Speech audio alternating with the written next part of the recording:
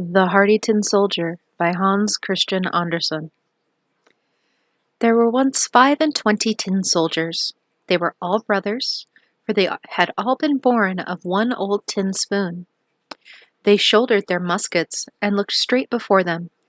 Their uniform was red and blue and very splendid. The first thing they had heard in the world, when the lid was taken off of their box, had been the words, "Tin soldiers!" These words were uttered by a little boy, clapping his hands.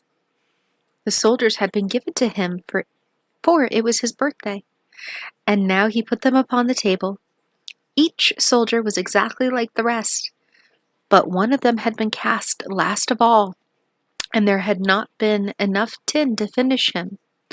But he stood firmly upon his one leg as the others on their two, and it was just this soldier who became remarkable. On the table which they had been placed stood many other playthings, but the toy that attracted most attention was a neat castle of cardboard. Through the little windows one could see straight into the hall. Before the castle, some little trees were placed round a looking glass, which was to represent a clear lake. Waxen swans swam on this lake and were mirrored in it. This was all very pretty, but the prettiest of all was a little lady who stood at the open door of the castle. She was also cut out in paper, but she had a dress of the clearest gauze, and a little narrow blue ribbon over her shoulders that looked like a scarf. And in the middle of this ribbon was a shining tinsel rose as big as her whole face. The little lady stretched out both her arms, for she was a dancer, and then she lifted one leg so high that the tin soldier could not see it at all, and thought that, like himself, she had but one leg. "That would be the wife for me," thought he, "but she is very grand. She lives in a castle, and I only have a box, and there are 25 of us in that. It is no place for her. But I must try and make acquaintance with her." And then he lay down at full length behind a snuff box which was on the table. There he could easily watch the little dainty lady, who continued to stand on one leg without losing her balance. When the evening came, all the other tin soldiers were put into their box, and the people of the house went to bed. Now the toys began to play at visiting, and at war, and at giving balls. The tin soldiers rattled in their box, for they wanted to join, but could not lift the lid. The nutcracker threw somersaults. The pencil amused itself on the table. There was so much noise that the canary woke up and began to speak too, and even in verse. The only two who did not stir from their places were the tin soldier and the dancing lady. She stood straight up and on the point of one of her toes, and stretched out both her arms, and he was just as enduring on his one leg, and he never turned her eyes from her. Now the clock struck 12, and bounce! The lid flew off the snuff box, but there was not snuff in it. A little black goblin. You see, it was a trick. "Tin soldier," said the goblin, "don't stare at things that don't concern you." But the tin soldier pretended not to hear him. "Just you wait till tomorrow," said the goblin.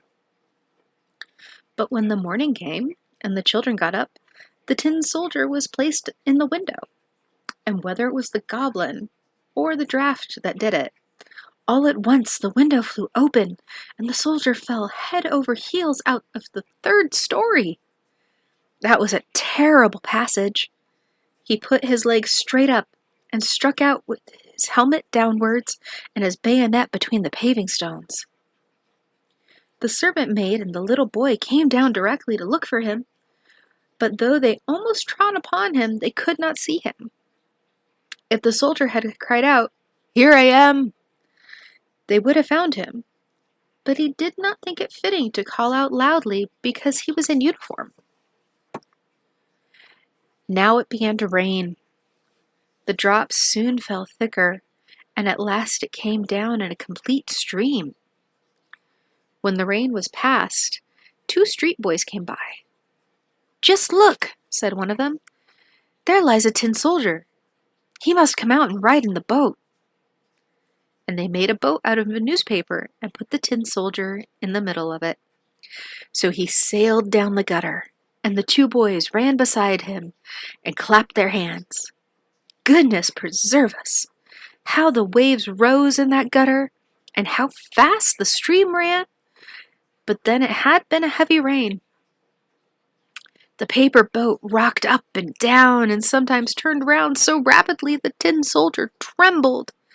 But he remained firm and never changed countenance, and looked straight before him and shouldered his musket.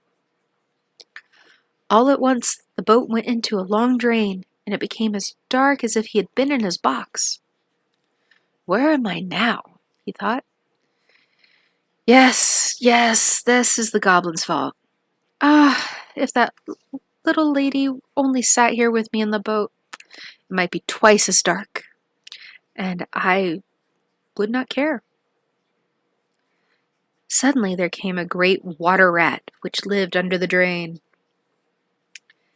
"Have you a passport?" said the rat. "Give me your passport!" But the tin soldier kept silence and held his musket tighter than ever. The boat went on, but the rat came after it. Whew! How he gnashed his teeth and called out to the bits of straw and wood. "Hold him! Hold him! He hasn't paid toll, and he hasn't shown his passport." But the stream became stronger and stronger. The tin soldier could see the bright daylight where the arch ended, but he heard a roaring noise, which might well frighten a bolder man. Only think, just where the tunnel ended, the drain ran into a great canal, and for him, that would have been as dangerous as for us to be carried down a great waterfall. Now he was already so near it that he could not stop. The boat was carried out, the poor tin soldier stiffening himself as much as he could, and no one could say that he moved an eyelid. The boat whirled round 3 or 4 times and was full of water to the very edge. It must sink soon. The tin soldier stood up to his neck in water, and the boat sank deeper and deeper, and the paper was loosened more and more, and now the water closed over the soldier's head. Then he thought of the pretty little dancer, and how he should never see her again, and it sounded in the soldier's ear, "Farewell, farewell, thou warrior brave, for this day thou must die." And now the paper parted, and the tin soldier fell out. But at that moment he was snapped up by a great fish. Oh, how dark it was in that fish's body! It was darker yet than in the drain tunnel, and then it was very narrow too. But the tin soldier remained unmoved and lay at full length, shouldering his musket. The fish swam to and fro. He made the most wonderful movements, and then became quite still. At last something flashed through him like lightning. The daylight shone quite clear, and a voice said aloud, "The tin soldier!" The fish had been caught, carried to market, bought, and taken into the kitchen, where the cook cut him open with a large knife. She seized the soldier round the body with both her hands and carried him into the room, where all were anxious to see the remarkable man who had travelled about the inside of a fish. But the tin soldier was not at all proud.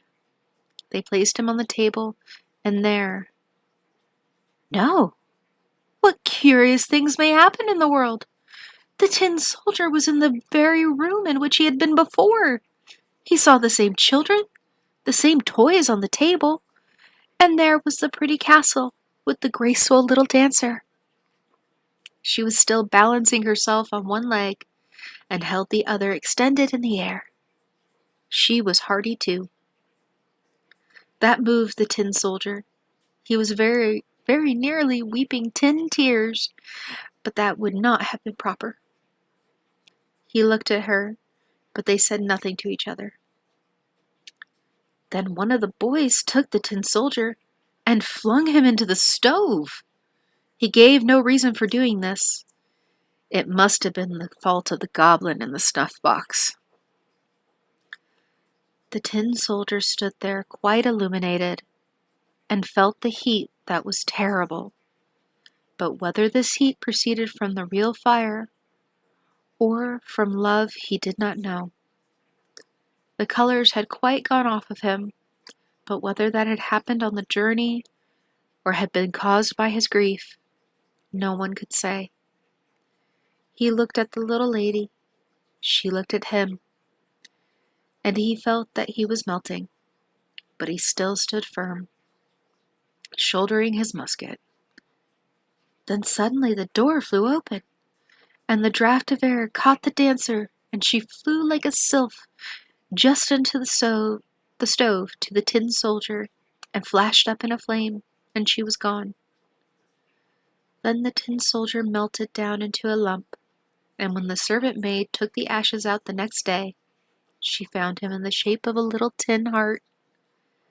But of the dancer nothing remained but the tinsel rose, and that was burned as black as coal. Thus ends The Hardy Tin Soldier by Hans Christian Andersen.